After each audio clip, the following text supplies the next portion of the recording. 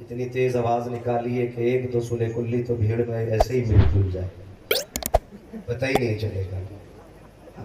लेकिन मैं थोड़ा सा अलग मिजाज रखता हूँ। मैं नहीं कहूँगा भाग जाए उठ करके यहाँ से, मैं तो कहता हूँ जिस फिरके का बंदा वो बैठना चाहे आके बैठे, और बाद में बरेली वाले को गाली देना।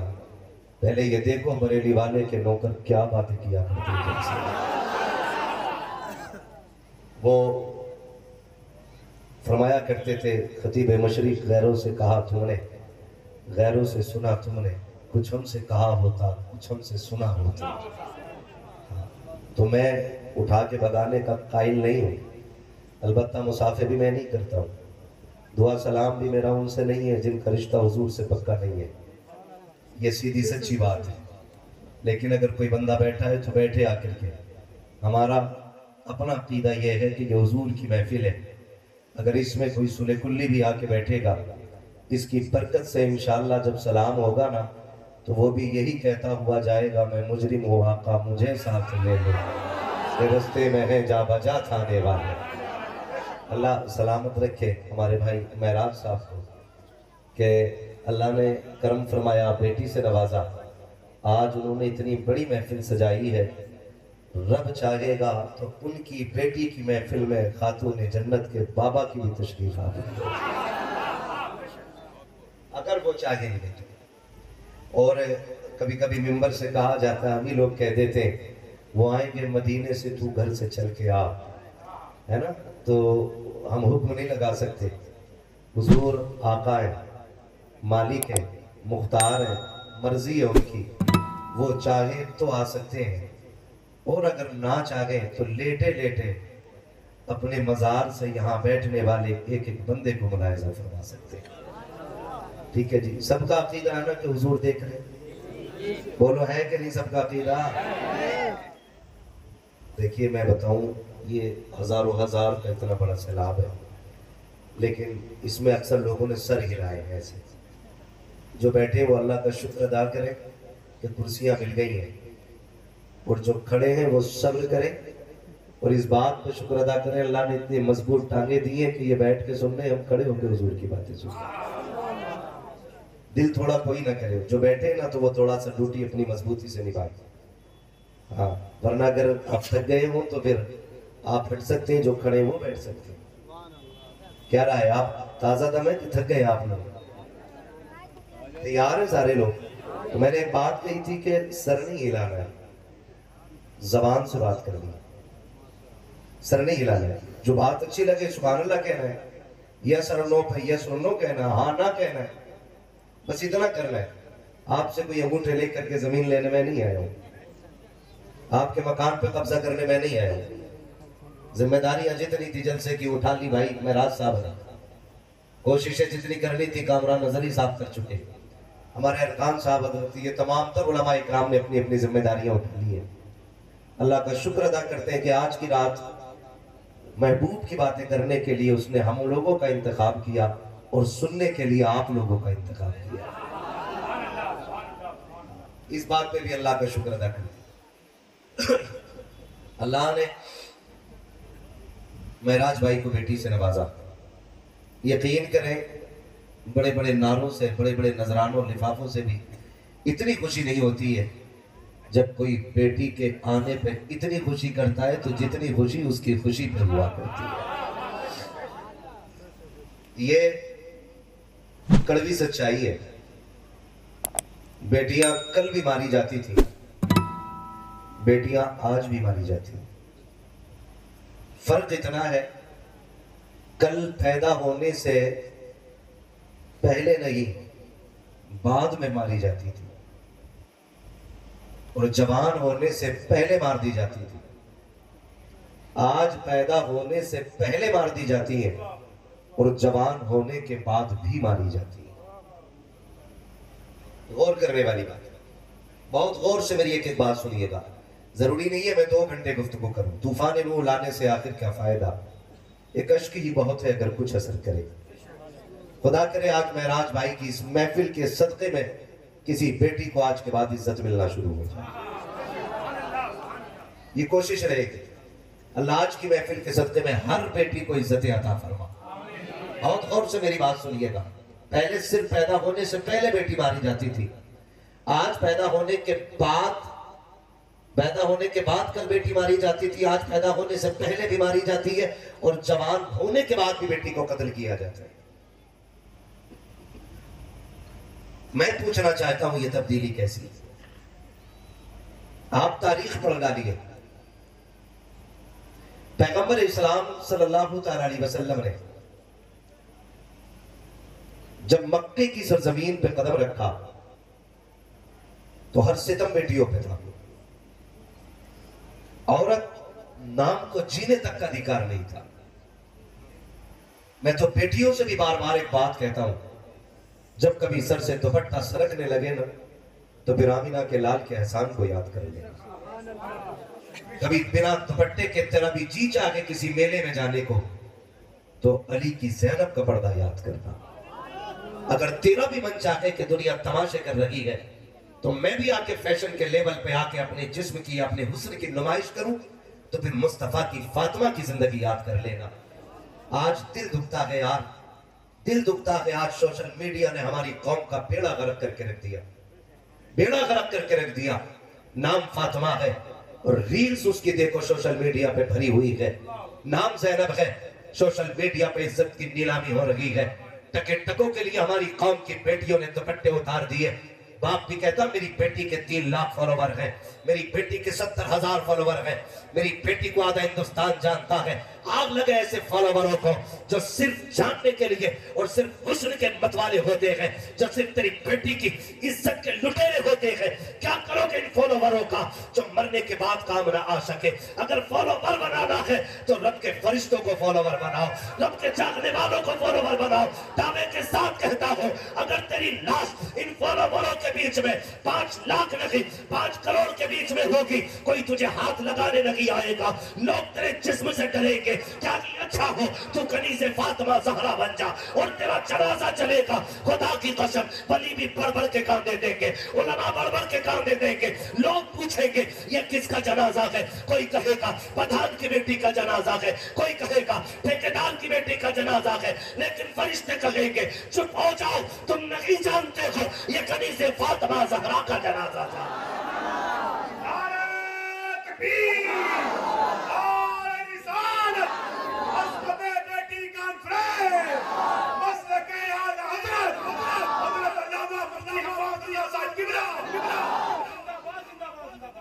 मेरी कौम की बेटी हो, उम्र जिंदगी कट जानी है, डॉलर के सहारे भी कटनी है और रब की रहमत के सहारे भी कटनी है।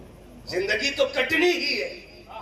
ओ भाई, जी वो भी रहे हैं जिनके हाथ पैर नहीं है, जी वो भी रहे हैं जो जहाजों में उड़ रहे हैं, लेकिन किसी की कब्र में तुमने सोने की चादर बिछती नहीं देखी होगी। सबको मिट्टी में लेटना है, सबको मिट्टी में लेटना है। हैरत आती है। ये रील्स के ऊपर, सोशल मीडिया के ऊपर नाचने वाली कौन? हमारी बेटी। आज सारे रो रहे, सारे रो रहे, इर्तिदाद इर्तिदाद इर्तिदाद। मौलवियों ने बेड़ा गर्क कर दिया, कोई असर इनकी तकरीरों में नहीं हो रहा है, ये रोक नहीं पा रहे थे। मुझे बता तो सही, रब ने तुझको तेरे घर का जिम्मेदार बनाया था, मुझे बता तो सही तूने अपने घर का कितना ख्याल किया। काश तूने शरीयत मुस्तफ़ा को फॉलो किया होता तो आज तू किसी का मोहताज नहीं होता। अपनी बर्बादी का जिम्मेदार दूसरों को ना ठहराया करो।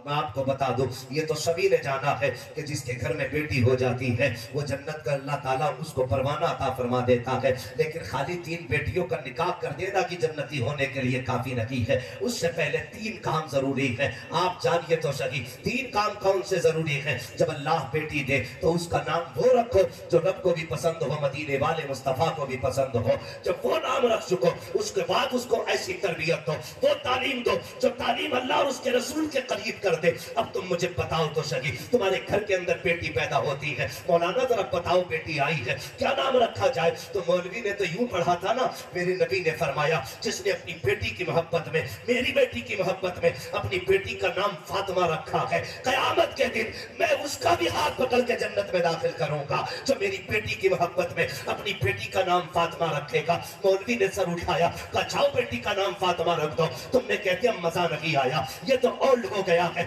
कोई नाम नया नाम बताओ। का इससे ज्यादा नया नाम कौन सा होगा, इससे ज्यादा खूबसूरत नाम कोई नहीं। तुम पलट के आए, तुमने बेटी का नाम कहां से लिया? का इसका नाम सारा रखो, इसका नाम सानिया रखो, इसका नाम फना रखो। तुमने एक्ट्रेसों के नाम उठाए और उठाने के नाम बेटियों के रख दिए। उसके बाद जब नाम की नहुसत आई है और तुम्हारी बेटी बेगैरत होके घर से निकलने लगी है, तो तुमने ये कहा बेड़ा मौलवियों ने गलत किया है। नहीं, खुदा की कसम, बेड़ा तुमने गलत किया है। अगर तुमने अपनी बेटी का नाम फातिमा रखा होता तो उसकी रग रग में हया होती, एक एक सांस के अंदर उसके अंदर खातून जन्नत की मोहब्बत होती।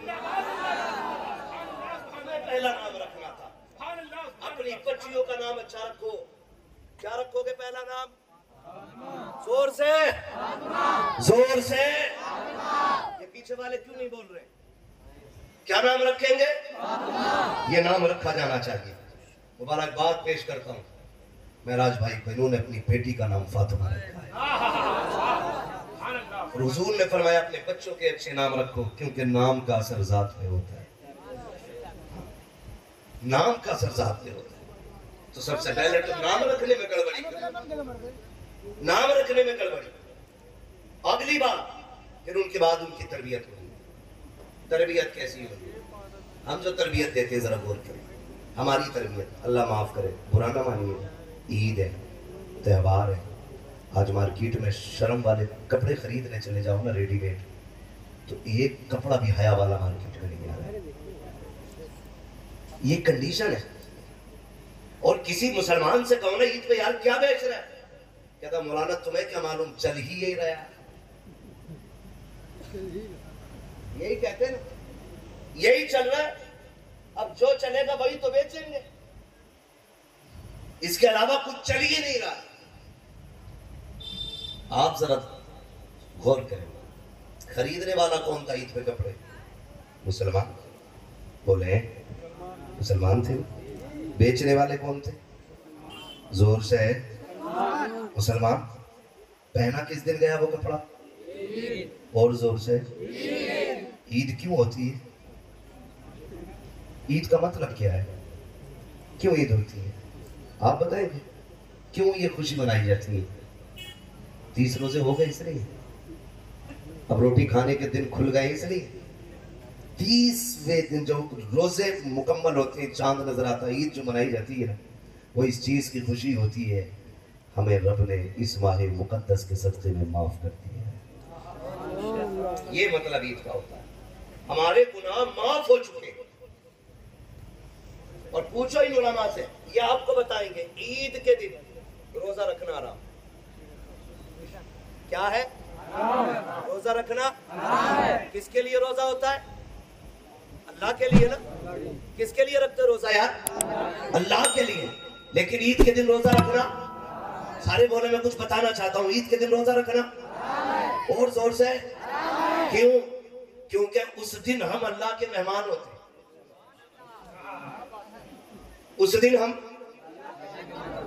अल्लाह के मेहमान होते हैं, इसलिए हमें रोजा रखना हराम है। उस दिन हम रोजा नहीं रख सकते हैं। आज हम अल्लाह के मेहमान हैं। अब मुझे बताओ तो सही, मैंने आपकी दावत की, आप वैसा चेहरा बना के आते हो जैसा मौलवी को पसंद है। मैं इसलिए तकरीर करने आया क्योंकि मुझे तकरीर के लिए बुलाया गया है। हम जिसके दरवाजे पे जाते हैं बुलावे पे, कोशिश ये रहती है उसको हमसे नाराजगी ना हो। मुझे बताओ तो सही, ईद के दिन हम तो रब के मेहमान थे और खुशियां भी इसलिए मनाई जा रही थी कि ईद का दिन है। आज हम गुनाहों से साफ हो गए हैं, हमारे रब ने हमें माफ कर दिया है। जैसी ईद के दिन सूरज निकला है, हमारी बेटियों ने बेगैरती वाला लिबास पहना, ऐसे कपड़े जिनमें बदन नजर आ रहा था। ईद के नाम पर अय्याशियों के बाजार गर्म किए गए, चौराहों पर बेटियां बेपर्दा घूमने निकल गई। मैं पूछना चाहता हूँ उस वक्त फरिश्ते क्या कहते होंगे जिस दिन तुम्हें ईद की खुशी के अंदर रोजे रखने को हराम किया गया, तुम्हें रब की तरफ से दावत दी गई है। उस दिन हमारी बेटियों ने बेगैरती वाला लिबास पहना और फिर ये लोग कहते हैं क्या हो गया है, रमजान पर इबादत की है, अभी महीना गुजरा है, देखो तो बारिश नहीं हो रही है। बताओ तो सही, अगर अल्लाह को राजी करने की बजाय उसको नाराज करोगे तो बारिश कहां से होगी, रहमत कैसे आएगी? ए मेरी कौम की बेटियों, फैशन में कुछ भी चलता हो, तुम्हें डिजाइन नहीं देखना है। अगर देखना है तो लिबास फातिमा ज़हरा देखना है, मुस्तफा की पसंद देखना है। दुनिया कुछ भी पहने, तुम वो पहनो जिसको खुदा पसंद करे, मुस्तफा पसंद।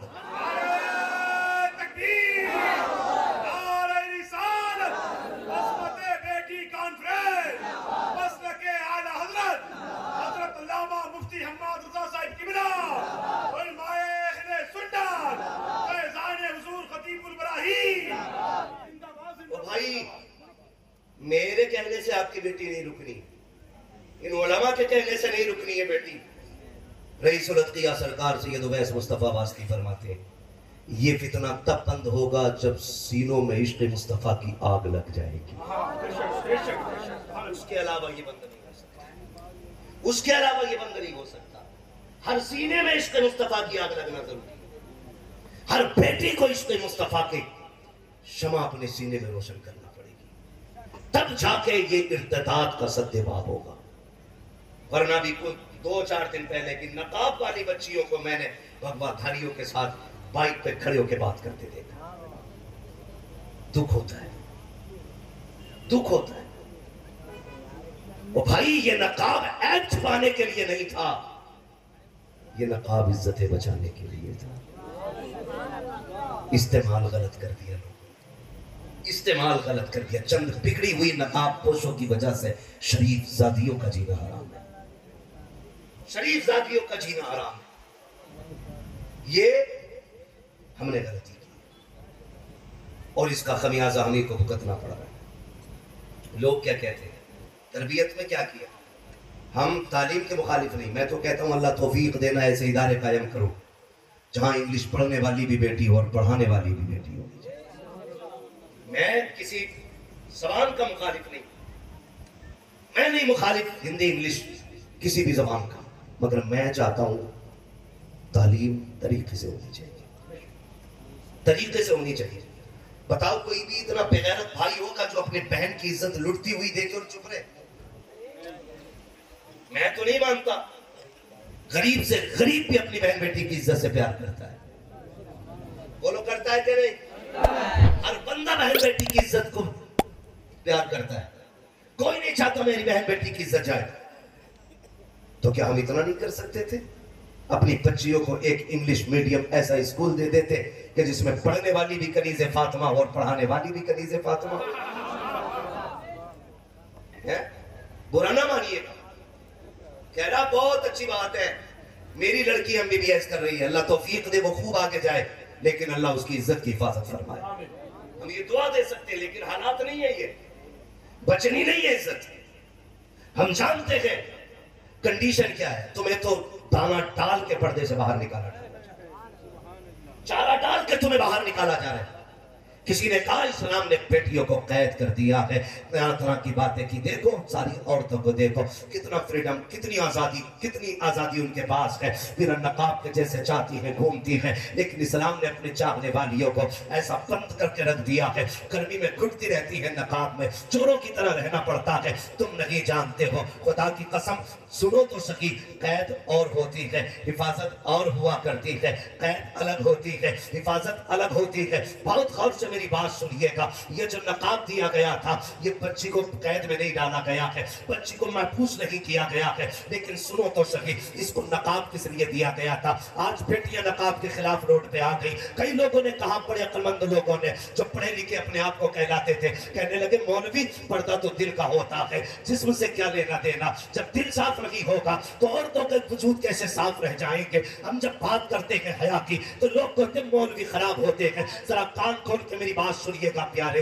तुम ये कहते हो पर्दा दिल का होता है, कई बाप तो ये कहते हैं नहीं नहीं हमारी बेटी गुनाह नहीं करेगी, हमारी बेटी गलत नहीं हो सकती है। मैंने उससे वादा किया है, उसने मुझसे वादा किया है, वो कभी बाप की इज्जत पे आंच नहीं आने देगी। इतनी बड़ी बड़ी बातें करने के बाद लोग कहते हैं मुझे अपनी बेटी पे एतमाद है। मैं पूछना चाहता हूँ, तुझे अपनी बेटी पे ज्यादा एतमाद है या मेरे नबी को फातिमा पे ज्यादा एतमाद था? तुम मुझे बता दो सही, तुझे अपनी बीवी पे ज्यादा एतमाद है या मेरे नबी को हजरत आयशा पे ज्यादा एतमाद है। मुझे बताओ तो सही, खुदा की कसम, बात एतमाद की नहीं है, बात शरीयत मुस्तफा की है, बात तहफ्फुज की है। रब ने जो दिल दिया है ना, ये ठेका करता है, और ये इसके अंदर ये खासियत है, ये किसी न किसी की मोहब्बत चाहता है। या तो इसको बाप की मोहब्बत दे दो, या माँ की मोहब्बत दे दो, या भाई की मोहब्बत दे दो, या बहन की मोहब्बत दे दो। जब ये मोहब्बतें नहीं मिलती है, तब जाके किसी आवारा मोहब्बत को तलाश करता है, और फिर घर के घर उजड़ जाया करते हैं, खानदान के खानदान बर्बाद हो जाया करते हैं। मेरी कौम के नौजवानों, मैं आपसे इतना कहना चाहता हूँ, मेरी बेटियों को जाके बता देना, ये जो नकाब दिया गया था, ये तेरे लिए कैद नहीं थी, ये तेरे लिए बंद नहीं था, ये तेरे लिए आजादी थी, तेरे लिए हिफाजत थी। आप कहेंगे कैसे? मुझे बताओ तो सही। एक खिलाफ हमने कुरान पे भी देखा है, एक खिलाफ काबे पे भी देखा है, एक चादर हमने मजार पे भी देखी है। इनका क्या मकसद था? काबे पे क्यों चादर डाली गई? ताकि काबे को कैद किया जाए। मजार पे क्यों चादर डाली गई? ताकि मजार को कैद किया जाए? नहीं। कुरान को क्यों जुस्तान में रखा गया? इसलिए नहीं रखा गया ताकि कुरान को कैद में रखा जाए, बल्कि वजह सिर्फ ये है, काबे पे इसलिए खिलाफ चढ़ाया गया ताकि जमाने को पता चल जाए। और जगहों पे भी अल्लाह की इबादत होती है, लेकिन हर मस्जिद काबे की तरह नहीं हो सकती है, इसलिए खिलाफ डाल करके के मस्जिदों से काबे को मुमताज किया गया। दुनिया में बेशुमार किताबें हैं, लेकिन कुरान पे खिलाफ चढ़ाया गया ताकि जमाने को ये पता चल जाए, किताबें तो बेशुमार है, लेकिन कुरान जैसी कोई किताब नहीं है। खुदा की कसम, मजार के अलावा सैकड़ों कब्रें होती हैं, सिर्फ मजार पे चादर इसलिए आती है ताकि जमाने को पता चल जाए कि ये कब्र आम है, और जिस पे चादर पड़ी है ये खास कब्र है, ये अल्लाह वाले की कब्र है। इसी तरह जब लाखों बेटियां बेपर्दा निकलती हो, इस्लाम ने नकाब दे दिया और कहा, सुन बेटी, जब तू निकलेगी दुनिया कह देगी ये जो गुजर के जा रही है ये आम बेटी नहीं, बल्कि मुस्तफा के दीन की शहजादी गुजर के जा रही है। इसलिए तुम्हें नकाब दिया गया, लेकिन हमने इसको भी तमाशा बनाया। और तो नकाब में भी इतने मॉडल आ गए हैं। नकाब होता किस लिए? पर्दा, ताकि किसी की नजर ना पड़े। नकाब इतने डिजाइनदार हैं कि लोग औरत को देखे न देखे नकाब को देख रहे। ये खत्म करो बीमारियां। थोड़ी देर की वाह से काम नहीं चलेगा, मजबूती से इनका बाइकाट करना पड़ेगा। इन चीजों का फैशनेबल बुर्के खत्म। नकाब वो पहनाओ जिसमें पर्दा होना चाहिए, वही नकाब होना चाहिए जिसमें पर्दा होना चाहिए। हमारी तरबियत देखें, हमारी जो हमने बच्चों को तरबियत दी है, अल्लाह माफ करे, अल्लाह आपको सलामत रखे मेरे भाई। ये जो दौर है ना, इस दौर में हमें अपने घरों की हिफाजत खुद करनी है, खुद करनी है। हमें खुद से अपनी बच्चियों की हिफाजत करनी है। इनको जो तरबियत देनी है ना, तो तरबियत कनीज़े फातिमा ज़हरा वाली देनी है। कौन सी तरबियत दे रहे हैं जानते हैं आप? अल्लाह का शुक्र है, हम लोग वो खुशनसीब लोग हैं हजरत के, हमें माओ की गोद में लोरी सुनने का मौका मिल गया। हाँ, हम वो खुशनसीब लोग हैं जिन्होंने माओ की गोद में लोरियां सुन ली हैं। अब के बच्चों को माओ की गोद में लोरियां नसीब नहीं हो रही हैं। पूरा ना मानना, ये कड़वी सच्चाई। आज जरा सा बच्चा रो दे, अम्मा गोद में लेती नहीं, निकाला खटाक से दे दिया बजा, अपना आप लग गई गीबत में। बच्चा रो रहा है, टुनटुना लगाया, दे दिया। बहुत छोटा बच्चा तो वो यही सोच रहा है ये क्या आ गया हाथ में। थोड़ा समझदार है तो वो ये सोच रहा है इसमें आवाज कैसे आ रही है। और ज्यादा समझदार है तो कह रहा है ये बना कैसे। मतलब सारे उसी में लगे और अपना आप काय में लगी है। बताओ तुम्हारी सास कैसी है? तुम्हें लड़ती है? तुम्हारी खाला ने जो वो गाली दी थी वो बात फाइनल हो गई? ऐसा लगता है जैसे देश यही चला रही है। मैं मां बापों से गुजारिश करूंगा, गोद बच्चों का ये अपना जाती हक है। इन बच्चों को गोद का हक दो,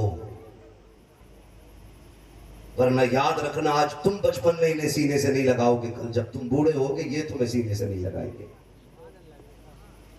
गलत कर रहे हो तुम।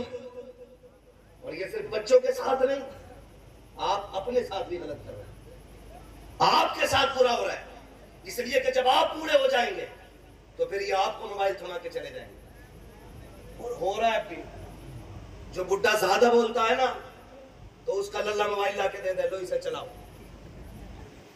अब्बा से टेंशन फ्री, महीने में एक बार रिचार्ज करना अब्बा का।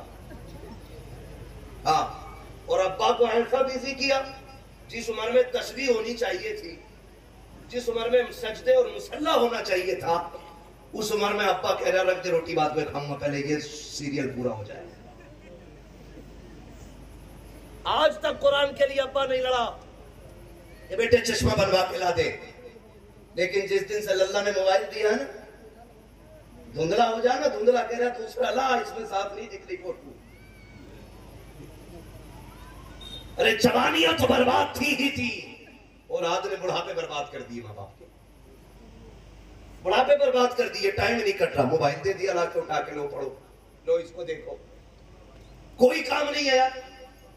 ओ भाई, एक बात कही जाती है, एक पैर छिलके पे दूसरा पैर कब्र में। अब तो मान जाओ, कहावत है कि नहीं? एक पैर केले के छिलके पे दूसरा पैर कब्र में, यानी कि अब आप कब्र के करीब हो गए। अब तो लौट आओ रब की बारगाह में। लेकिन अब तो बूढ़े भी मस्जिद में दिखाई नहीं देते, क्योंकि ये जो है ना पाबंदी से सीरियल देख रहा है, पाबंदी से सीरियल देख रहा है। और हमारे घरों को जो आग लगी है ना, इन सीरियलों से लगी। पाकिस्तान का है, पाकिस्तान का सीरियल है, कोई बात ना, उसमें सब ज़ैनब जुबैदा खातून सारी ऐसी नाम है। इस आधा घंटे के सीरियल ने 60 साल में आग लगा दी। हुआ क्या? अब तो कपड़े भी, ये कौन सा पाकिस्तानी सूट है, ये कौन सा है, ये जापानी सूट है। ओ भाई, सारे अपने बन रहे यूपी में कपड़े, हमारे यहाँ की बिरादरी कपड़े तैयार कर रही है, लेकिन छाप के हो गए पाकिस्तानी। क्योंकि फला सीरियल में ये सूट चला, अब वही चलेगा मार्केट में। जो फला सीरियल में चला वही मार्केट में चलेगा। तुम्हें क्या लगता है ये जो 3 घंटे का सीरियल होता है, ये जो आपकी रियल लाइफ होती है, ये आपकी रियल लाइफ के लिए पूरा सबक बन सकती है? खुदा की कसम, जिन लोगों ने इसको अपनाया है उनके घरों में आग लगती जा रही है। लोग बातें करते हैं, नहीं नहीं जी ये तो आम बात हो गई है, दौर के हिसाब से चलना पड़ता है। अब तो देवर भी भाभी की गोद में बैठ सकता है, अब रिश्तों में कोई फासले नहीं रह गए हैं। पूछो जबकि उलमा से, फरमाया गया देवर से ऐसा पर्दा करो जैसे मौत से भागा जाया करता है। आज कितने पर्दे हमारे घरों के अंदर रह गए हैं, जिसको मौत कहा गया है आज वही गोद के अंदर बैठा हुआ है। फिर जब घरों को आग लगती है तो रोते फिर रहे हो। खुदा की कसम, अगर घरों को बचाना है, अपने घर के अंदर ये 1.5 घंटे का सीरियल नहीं, बल्कि फातिमा ज़हरा की जिंदगी उठा के ले आओ। खुदा की कसम, तुम्हारी दुनिया भी जन्नत नजर आएगी और कब्र भी जन्नत नजर आएगी।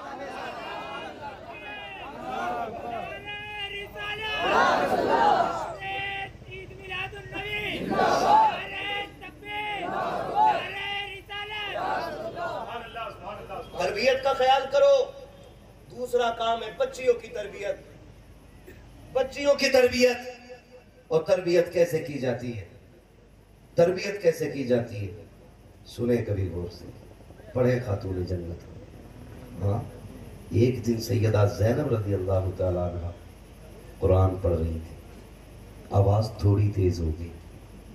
खातून जन्नत सैयदा फातिमा ज़हरा ने बेटी की कलाई पकड़ के कहा था, ज़ैनब औरत की आवाज़ भी का भी पर्दा होता है। मेरी बेटी भले कुरान पढ़ रही है, लेकिन ये आवाज़ घर के बाहर नहीं जानी चाहिए। ये कौन तरबियत कर रहा है? खातून जन्नत तरबियत कर रही है अपनी बेटी की। खातून जन्नत, बेटी औरत की आवाज का भी पर्दा होता है। जब आपने ये तरबियत की तो जमाने ने देखा है, खुदा की कसम, करबला के रेगुजार से लेकर के यजीद के दरबार तक खातून जन्नत को आप पढ़ लीजिए। खातून जन्नत की बेटी सैयदा ज़ैनब को आप पढ़ लीजिए। खानदान तो लुटा है, लेकिन किसी ने आपको बेपर्दा होते हुए नहीं देखा। पूरा खानदान शहीद हो गया है, लेकिन किसी खैर महरम ने सैयदा ज़ैनब की सही आवाज नहीं सुनी थी। यहाँ तक कि यजीद के दरबार में भी जब सैयदा ज़ैनब खुतबे के लिए खड़ी हुई थी, एक नाबीना सहाबी खड़े होके कह रहे थे, ओ यार बताओ तो सही, लगता है अली आ गए हैं, मुझे अली से मुलाकात करा दी जाए। किसी ने रोते हुए कलाई पकड़ा, कहा बाबा क्यों कह रहे हो? कहा देखते नहीं हो ये जो खुतबे की आवाज है ये तो अली की आवाज लग रही है। कहा ना बाबा, ये अली की आवाज लगी, बल्कि अली की शहजादी ये ज़ैनब की आवाज है। कहा ये कैसे बदल गई? कहा इसलिए ज़ैनब ने आवाज बदल दी ताकि किसी गैर महरम के कान ज़ैनब की असली आवाज को सुन ना सके। इसे पर्दा कहते हैं। और तेरी बेटी आकर के सीरियल पे बैठ के आके कैमरे के आगे बैठ गई, $5000 आ रहे मेरी बेटी के, आग लगे इन डॉलरों में। दिल के फफोले चल उठे सीने के दाग से, इस घर को आग लग गई घर के चराग से। फाते कर लो लेकिन इज्जत ना बेचो, इज्जत ना बेचो। मैं जहां तक जानता हूं जो आज बेटियां मुर्तद हो रही हैं उसकी 2 वजह सबसे बड़ी मेरी नजर में। नंबर 1 या तो लालच और या फिर मजबूरी, बस। वरना मजहब इस्लाम इतना प्यारा मजहब है जो इसमें एक बार आ जाता है फिर इसे छोड़ के जाने को दिल नहीं करता है। और जिसने इसकी हलावत को पा लिया वो मर जाता है लेकिन मजहब इस्लाम नहीं छोड़ता है।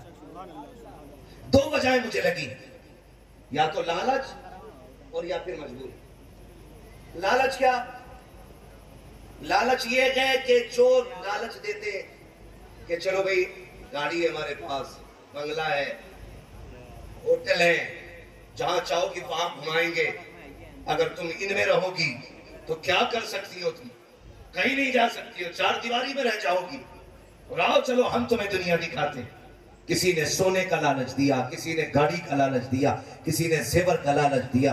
ये मेरी बहन, ए इस्लाम की शहजादी, सुन तो मेरी बेटी, कान खोल करके, दुनिया की कोई भी दौलत तेरी इज्जत की कीमत नहीं बन सकती है। अल्लाह ने जितनी बड़ी इज्जत तुझको अता की है, सारी दुनिया का सोना एक पल्ले में रखा जाए और किसी गरीब की बेटी की इज्जत को एक पल्ले में रखा जाए, फिर भी एक गरीब की बेटी की इज्जत का बदल पूरी दुनिया का सोना नहीं बन सकता है। ये तेरी इज्जत का कमाल रब ने अता किया है, ये इज्जतें तुझे रब ने दी थी। तो बेटियां चली जाती हैं जेवर छोड़ करके। मेरी बहन बेटी कान खोल के सुन लेना, ये दुनिया की जिंदगी 4 दिन की है। कितने दिन जी लोगी? 60 साल, 70 साल, 80 साल, 100 साल। मौत सभी को आनी है, एक दिन सभी को मर जाना है, कोई यहाँ नहीं रखेगा, तुमको भी चले जाना है। ये मेरी बहन कान खोल के सुन, अगर फाते करने पड़े अल्लाह की रजा के लिए फाते कर लिया करो। अगर एक जोड़ी कपड़े में जिंदगी गुजारनी पड़े, एक जोड़े कपड़े में जिंदगी गुजार लो। अगर एक जोड़ी कपड़े में जिंदगी गुजारोगी, जन्नत के अंदर तुम्हारी खूबसूरत ड्रेसें मौजूद हैं। अगर तुम फाके करके जिंदगी काट लोगे,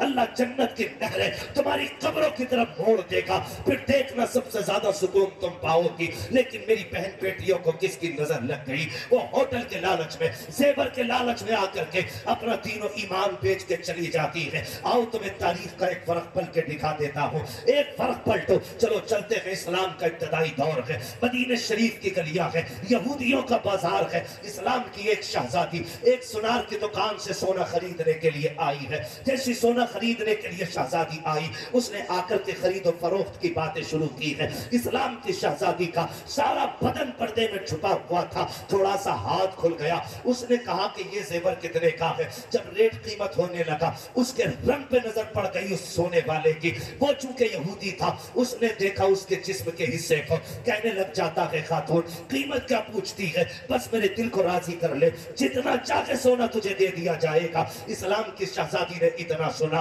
बड़ी तेजी से कपड़ों को समेटा, उठ के बाहर जाने लगी। जैसी बाहर निकली है, उसने कलाई पकड़ी, अंदर खींचना चाहा दुकान के। जैसी बच्ची के साथ जबरदस्ती की, बच्ची ने एक आवाज दी थी, है कोई इस्लाम का शहजादा जो अपनी बहन की लुटती हुई आबरू की हिफाजत करे? याद रखना प्यारे, वो अपनों का बाजार न था, वो यहूदियों का बाजार था और कोई अपना वहां पे नहीं था। जैसी एक आवाज गूंजी है, एक सब्जी की दुकान पर इस्लाम का शहजादा सब्जी खरीद रहा था, उसके कानों में ये आवाज टकराई है। उसने सामान तो छोड़ दिया, उधर दौड़ा जिधर से आवाज आ रही थी। जब उस जगह पर पहुंचा है, पहुंचने के बाद क्या देखा, एक यहूदी ने एक बच्ची का हाथ पकड़े हुए है और जाकर के उसके करीब खड़ा हुआ। बच्ची ने कहा था, मैं इस्लाम की शहजादी हूं, ये मेरे साथ साथ निकल रहा है। इतना सुना, उसने आओ देखा ना ताओ देखा, तलवार निकाली, उसके हाथ पे दस्ता मारा, बच्ची की कलाई छुटाई, अपने कमर के पीछे खड़ा कर लिया। कहा, खबरदार, जब तक इसका भाई जिंदा है, किसी बेगैरत में हिम्मत रखी है, हमारी बेटी की आबरू की तरफ कोई आंख उठा के दे।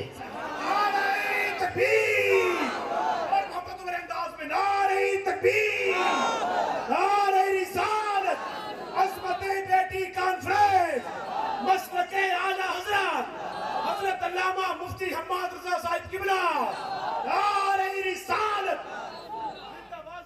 चले आगे, थके तो नहीं होते? जिंदाबाद जिंदाबाद। और आगे जरा कह दे या रसूल अल्लाह। ये पीछे वाले भी बोलते हैं जरा या रसूल अल्लाह। का हिम्मत है तो हाथ लगाओ। अब भाई आ गया, जैसे इतना कहा ना, उसने कहा हिम्मत देखो इसकी, हमारा बाजार, हमारा मोहल्ला, हमारे लोग, और ये अकेला डट गया। उसने जब देखा, यहूदी ने आवाज दी, देखो तो सही, एक कलमा पढ़ने वाला हमारी कौम को ललकार रहा है। सैकड़ों तलवारें निकल आई, सैकड़ों। अकेला खड़ा रहा, अकेला। किसी ने कहा जान बचा भाग जा, अकेला क्या कर लेगा। उसने कहा गैरत वाला हूं, मर जाऊंगा बहन के लिए। तारीख में यही लिखा जाएगा, एक भाई बहन की आबरू बचाते बचाते मर गया। ये लिखा जाएगा, एक भाई बहन की आबरू बचाते हुए मरा था। अगर भाग गया, तारीख में लिखा जाएगा मुसलमान भगोड़े होते, अपनी बहन की इज्जत न बचा सके। उसने कहा मेरी बहन को जाने दो। किसी ने कहा तेरा क्या रिश्ता है, तू कहाँ का, ये कहाँ की, ये बाहर से आई है और तू हमारे मदीने का रहने वाला है, ये तेरी बहन कैसे। उसने कहा था इस रिश्ते को तुम नहीं जानते, कुछ रिश्ते वो हैं जो खानदान से बनते हैं, कुछ रिश्ते वो हैं जो माँ बाप बनाते हैं, इसका मेरा वो रिश्ता है जो हमारे रसूल पाक बनाते हैं। हमारा इसका रिश्ता हमारे हुजूर ने बनाया है, हमारे हुजूर ने बनाया। मैं इसे छोड़ के नहीं जा सकता। अगर हिम्मत है तो हाथ लगा के दिखाओ। एक आगे बढ़ाना तलवार निकाल के, और जैसी बच्ची की तरफ हाथ बढ़ाना चाहो, उसने ऐसी तलवार मार दी कि उठती हुई तलवार सबने देखी थी, गिरती हुई तलवार किसी ने नहीं देखी थी। गिरती हुई तलवार किसी ने नहीं देखी। फिर क्या देखा, एक सर था, एक धड़ था, वो इधर तड़प रहा था, ये इधर तड़प रहा था। जैसी एक लाश गिरी, सैकड़ों तलवारें हरकत में, टूट पड़े सबके सब। लेकिन फानूस बन के जिसकी हिफाजत हवा करे, वो शम्मा क्या पूछे जिसे रोशन खुदा करे। सैकड़ों तलवारें टूट पड़ी है, अकेला डट जाता है। सुबह से दोपहर हो गई, तलवार चलती रही, बहन की आबरू बचाते बचाते जब दोपहर का वक्त सूरज ढलने लगा, कहां तक अकेला सैकड़ों का मुकाबला करता। बाजू थक चुके थे, ताकत जवाब दे गई थी। जब लड़की ने यह देखा कि मेरे भाई की तलवार की रफ्तार धीमी हो गई है, अब बाजू थम से रहे हैं, अगर आज मेरी इज्जत लुट गई तो मेरा तो क्या है, मैं तो चली जाऊंगी। कयामत तक के लिए लोग नबी के मदीने को कहेंगे उनके मदीने में एक बेटी की आबरू लुट गई थी। अल्लाह अकबर, ये सोचते सोचते बच्ची की आंखें भीग जाती हैं। उसने ये नहीं कहा था मालिक मदद कर दे, हम 3 देगे बनाएंगे, मालिक मदद कर दे, मैं फला कलियर जाऊंगी। उसने ये नहीं कहा था फला मजार पे जाऊंगी। उसने सजदे में सर रखा और रो के कहा था मालिक तुझे तेरे महबूब की बेटियों का वास्ता, तुझे मुस्तफा की शहजादियों का वास्ता, इस बेटी की आबरू बचा ले। ये देख मेरे मालिक, अकेला मेरा भाई है, है, अकेला तलवार लेके खड़ा है। अगर ये चला गया मेरी इज्जत चली जाएगी। तेरे महबूब के मदीने को जमाना क्या कहेगा। ये रोती जा रही है, रब को आवाज देती जा रही है, आंसू बरसते जा रहे हैं,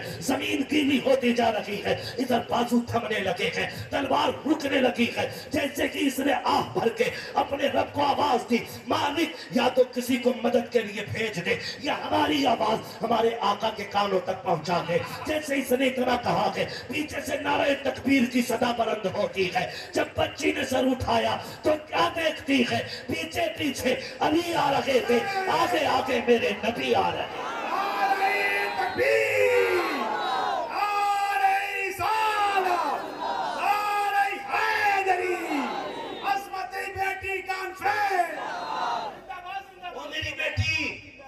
जो हो ज़ौक़े यकीन पैदा तो कट जाती है जंजीरें। हाँ आज हम में ना वो ईमान ही नहीं रहा, ईमान ही नहीं रहा। आज हम ना सब अपनी अपनी छत बचाने में लगे, अपनी अपनी बचाने में लगे। अभी क्या है, अभी तो फलां के घर में आग लगी, अभी मेरा घर बचा है, अभी बीच में 3 घर दूर है, तब जाके मेरा नंबर आएगा।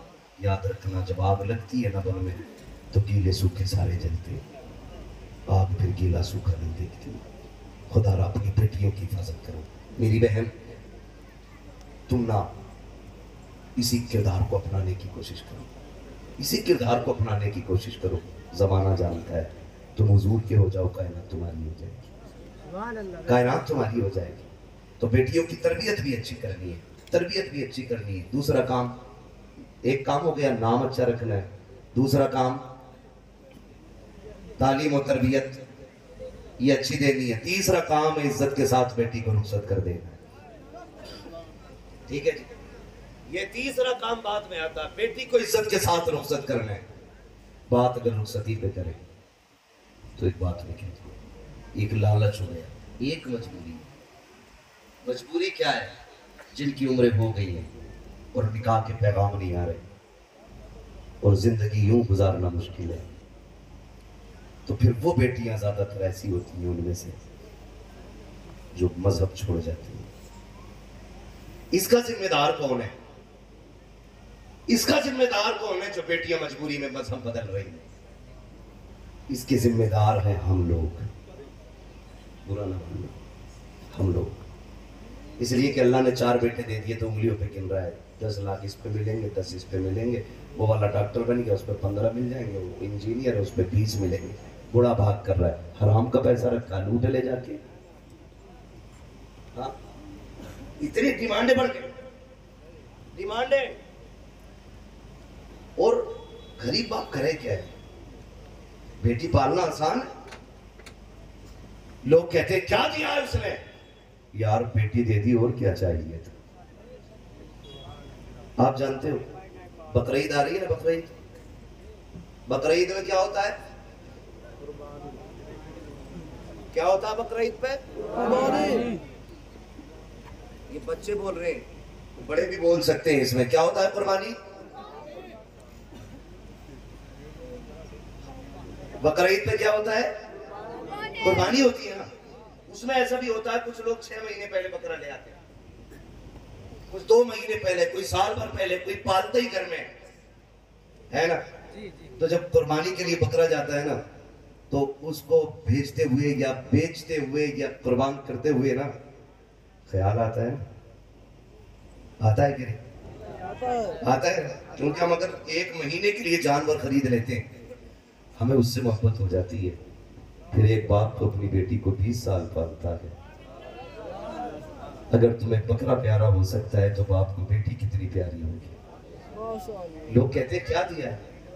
लोग ना, तुम किसी से कबूतर लेने चले जाओ ना फ्री में, कबूतर इतना सा होता है, कितना बड़ा होता है कबूतर? कितना बड़ा होता है? कितना बड़ा होता है कबूतर? इतना होता है ना कबूतर। आप एक कबूतर किसी से लेने चले जाओ, वो फ्री आपको नहीं देता। बाप का एहसान मान यार, 18 साल की 6 फीट की बेटी तेरे हवाले कर देता है और तुझसे कुछ बदले में नहीं लेता, कुछ बदले में नहीं लेता। फिर भी कहना 10 लाख लूंगा। और गुस्सा तो उन बेगैरत बापों पे आता है जिन्होंने पूरी जिंदगी में 2 कमरे बनाए होते हैं। कितने कमरे? जोर से बोलो ताकि गैरत आए। 2 कमरे बनाए होते पूरी जिंदगी में, और जहेज की इतनी लंबी लिस्ट लिए घूम रहा होता है। जहेज की लंबी लिस्ट लिए घूम रहा होता है, ये भी चाहिए, ये भी चाहिए। जहेज आया ना तो दीवान द्वारे में पड़ा है, समझ रहे हैं? दीवान द्वारे में, सोफे गेट पे, और बेड जो है सिर्फ कमरे के अंदर है, बाकी अलमारी अंदर है। घूमने सुमने वॉशिंग मशीन सारी धूप में। मुखिया ये क्यों? जगह ना रही अंदर, जगह नहीं रही। बेगैरत जब औकात नहीं थी तेरी इतनी, तो कम से कम भीख तो दामन के हिसाब से मांगता। अगर भीख भी मांग रहा था अपनी औकात देख के मांगता। एक भिखारी आया बादशाह के दरबार में, गालिबन शेख सादी शिराजी ने लिखा है। उसने आके कहा कि 1 रुपया दे दे, तो बादशाह ने कहा नहीं दूंगा, मुझे गैरत आती है। उसने कहा फिर पूरी सल्तनत दे दे, तो बादशाह कहने लगा अब तुझे गैरत आनी चाहिए। ये कौन सी बात? कर रुपया देना ये मेरी शान के खिलाफ है, और पूरी हुकूमत ले लेना तेरे जैसे बेगैरत की शान के खिलाफ है। समझ रहे हैं? तो कम से कम इतनी तो गैरत आनी चाहिए अपना घर नाप के जाता कि मैंने 20 साल में सिवाय घर बनाने के कुछ नहीं किया है, तो लिस्ट भी हिसाब से बनाऊं। तो ये औकात होती है इन लोगों की, रखने घर में जगह नहीं होती। और सबसे पहले घर में कुरान आता, अल्लामा ज़री साहब, सबसे पहले कुरान आता। तो अम्मा देख के करी ये क्या है?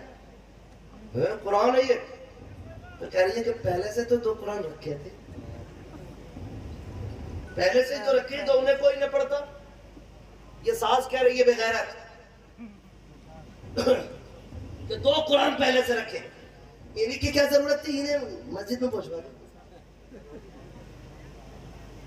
मस्जिद में पहुंचवा दो। ये कितना बड़ा अलविया है। घर के अंदर 5 मेंबर है ना, तो मोबाइल 6 है, लेकिन कुरान एक ही है। चलाने के लिए मोबाइल अलग अलग चाहिए, और एक कुरान को 6 लोग भी नहीं पढ़ते। वो भी मकीने मकीने रखा रहता है। उसमें भी सास कह रही है क्या जरूरत थी इसकी? ये आवाज किधर से आ रही है? माई कहते होगा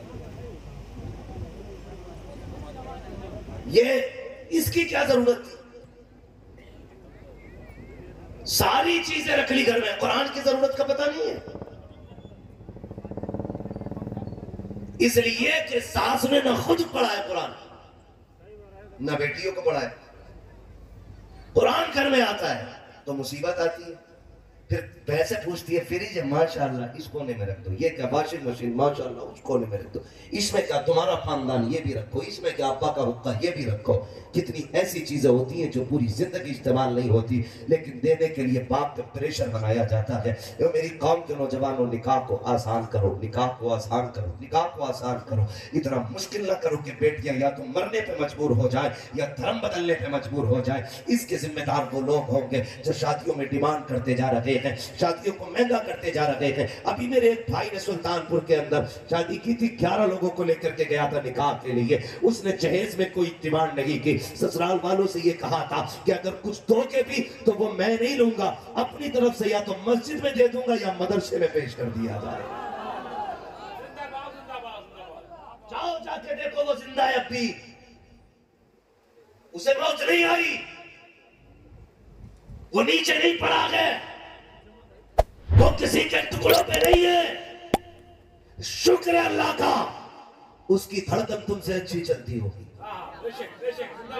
उसके टुकड़े तुमसे अच्छे होंगे। वो खाता भी होगा तो सर उठा के खाता होगा, वो कहता होगा शुक्र है मालिक तूने मेरी प्लेट में खिलाया है, मेरी बीवी के बाप की प्लेट में नहीं खिलाया है। वो सोता भी होगा तो शान से सोता होगा, मालिक एहसान है तेरा, तूने मुझे बीवी के बिस्तर का मोहताज नहीं किया, तूने मुझे मेरे बिस्तर का मोहताज किया। ये बेगैर क्यों नहीं है? लल्ला की शादी में अभी 16 साल है, अब्बा आज से ही खाट की पट्टी जोड़ जोड़ कर बिछाएगा, बेड मिलेगा उसे। प्लास्टिक की कुर्सी तोड़ तोड़ के नई पुरानी कर ली, सोफा नहीं खरीद रहा, लल्ला को जहेज में मिलेगा। बाइक नहीं खरीदते, जहेज में मिलेगी। ये बेगैरती है हमारी। ओ मेरे भाई, निकाह इतने आसान कर दो ताकि गरीब से गरीब बेटी भी के शुक्र मालिक हुजूर की उम्मत में पैदा किया गया। यहाँ कोई किसी का बोझ बना नहीं करता है, बल्कि एक दूसरे का बोझ उठाया करते हैं। ऐसा माहौल बनाओ, ऐसा माहौल बनाओ कि निकाह आसान हो। करेंगे इंशाअल्लाह, करेंगे इंशाअल्लाह। बताओ, ससुर के देने से भला होता है कि खुदा के देने से भला होता है? ये वही बोल रहे जो ससुर का खा के बैठ चुके, वो बोले जिनको मिलना बाकी है। किसके देने से भला होता है? जोर से, खुदा के देने से भला होता है। तो फिर क्यों मांगते ससुराल जाके? मेहनत होती है। अब्बाओं से गुजारिश है, अब्बाओं से मेहरबानी करो। अब्बो, तुम जो लिस्ट लिए घूम रहे हो ना कि बेड ये वाला होना चाहिए गाड़ी, तुझे एक दिन भी बेड पे लेट के नहीं देगा तेरा लगा। हाँ, एक दिन बाइक पे नहीं बैठाता है। और अब्बा मर गया बुलेट के लिए, बुलेट ही चाहिए, कुछ हो ना हो गाड़ी चाहिए, चाहे तेल डालने का पैसा ना हो, गाड़ी चाहिए। ये कंडीशन हमारी कौम की है। तुम हुजूर के तरीके को अपनाओ, जिंदगी इतनी आसान हो जाएगी कि तुम सोच भी नहीं सकते, सोच भी नहीं सकते। अल्लाह जिंदगी इतनी आसान कर देगा, आप सोच भी नहीं सकते। इसलिए आज फातिमा बेटी की विलादत की खुशी में ये जश्न है। आज इस फातिमा के नाम की वजह से उस फातिमा का सदका लेके जाओ और ये अहद करके जाओ, हम शादियां मुश्किल नहीं करेंगे, शादियां आसान करेंगे। करेंगे इंशाअल्लाह आसान, करेंगे आसान। बारात में कितने जाओगे? 12-13 तो दामादी हो जा करके, और जो फूफा ना जाए वही टूट जा। 20-25। हाँ, कम से कम इतने तो जाइए जो बेड़ा गर्क कर दो। मैं तो कहता हूं खत्म करो बारात का रागी,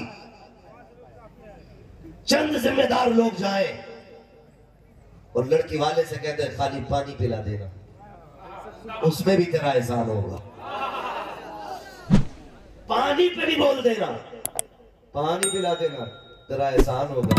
हमें खाना नहीं चाहिए, हमने अली को दूल्हा बन के मस्जिद नबवी में जाते देखा था,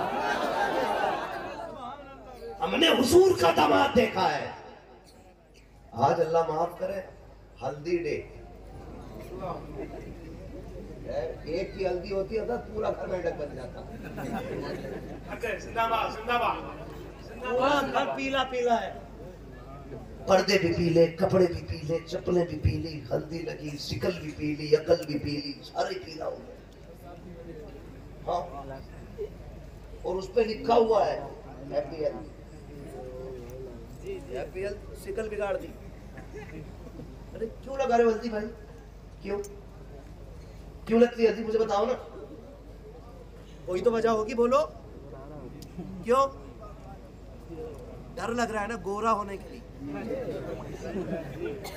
इसलिए तो हल्दी करते हो। क्या मतलब है उसका भाई? वो सुन्नत नहीं, वाजिब नहीं, फर्ज नहीं, मुस्ताहब नहीं है यार, कोई तरीका नहीं हमारे इस्लाम का। वो है क्या ये हल्दी? किसी बेवकूफ ने कह दिया हल्दी रगड़ ले पीला हो जाएगा। कभी भैंस को पीला होते देखा हल्दी से? बताओ, ये हंसने की बात है यार। नहीं, पूरा घर पीला हुआ पड़ रहा है, हाथ में गुलगुले, धागा लपेट रखा है, गुनगुना का, यही दूल्हा है। कंडीशन देखो हमारी, 3 दिन हल्दी हो रही है, पूरा घर पीला का पीला है, शिकल पीली, अकल पीली, बाल पीले, कपड़े पीले, लगता ही नहीं किसी तरफ से ये इंसान जा रहा है। हैरत होती है हम कहाँ आ गए हैं। अगर तुझे हुस्न की जरूरत थी तो ये उपटन न लगाता, पीले कपड़ों में न टहलता, हल्दी न रगड़ता। दावे के साथ कहता हूँ 10 दिन में एहतिकाफ की नियत कर, मस्जिद में जाके बैठ जा। 10 दिन के बाद एहतिकाफ से निकल, खुदा की कसम हल्दी से वो हुस्न नहीं आएगा जो रब की बारगाह की इबादत से अल्लाह तुझे हुस्न अता फरमा दे। जिससे हुस्न आता था वो छोड़ ही दिया। ये हल्दी लग गई है, उससे आगे बढ़ो। बुरा तो नहीं लग रहा है? राज भाई है कि नहीं यहाँ पे? हाँ बैठे रहिएगा, कभी कोई बाद में मुझसे सवाल करे अपना जवाब खुद देंगे। मैं मौलवी बड़ा कड़वा बुलाया था, वो भाई अपना यही मसला, मैं आईना को दिखाऊंगा दाग चेहरे के, जिसे खराब लगे सामने से हट जाए। मसला अपना यही है, कोई लगी लिट्टी नहीं है। वो भाई पैसा खर्च करते हो, बुलाते हो, नजराना देते हो, मैं चापलूसी करके पैसा जेब में रख के नहीं लेके जाना चाहता। जब इतनी मेहनत की है, बुलाया है ना, तो फिर बेवकूफ बनाने नहीं आया, कुछ काम की बातें कर जाऊं ताकि यहाँ मेरे भी काम आ जाए और वहां भी काम आ जाए। अल्लाह करे किसी एक की जिंदगी बदल जाएगी, ये जलसा करना भी कामयाब हो जाएगा, कराना भी कामयाब हो जाएगा। बस मसला सारा यही है। तवज्जो है सारे लोग? ये तो हो गया आपका, हल्दी बंद करोगे? करोगे बंद? जोर से बंद करोगे? ये इधर वाले लोग क्यों नहीं बोल रहे? सारे बंद कर दो, ये हल्दे पल्दे खत्म कर दो। दूसरी बात, एक बात बेटियों के लिए एक बात, ये आपको जा रही है उसमें ब्यूटी पार्लर, किसी की दुकान हो तो बुरा मत मानना, कभी कहना मौलवी पूरे बिजनेस की वाट लगा गया। हाँ, ब्यूटी पार्लर क्या होता? ब्यूटी पार्लर में मेकअप है, शिकल बदल दी जाती है, पूरी शिकल, रात में कुछ और, सुबह में कुछ और है, पूरी सूरत बदल दी जाती है। और मेरी बहन, मेरी बेटी, लोग तो इसलिए सोचते हैं कि लो भी आज दुल्हन बन रही है तो सबसे खूबसूरत लगे, लेकिन याद रखिएगा जिस शक्ल और सूरत में शोहर की पहली नजर पड़ती है ना औरत पे, उसको हमेशा वही जलवे खूबसूरत लगते हैं।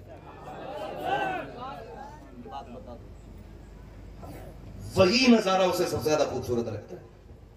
तो आज अगर ब्यूटी पार्लर में सज के आप चली गई, आज लग रही थी भूत, हूर, सुबह को शिकल दूल्ही बन गई भूत, अब बताओ तलाक होगी कि घर में मोहब्बत की बातें होंगी?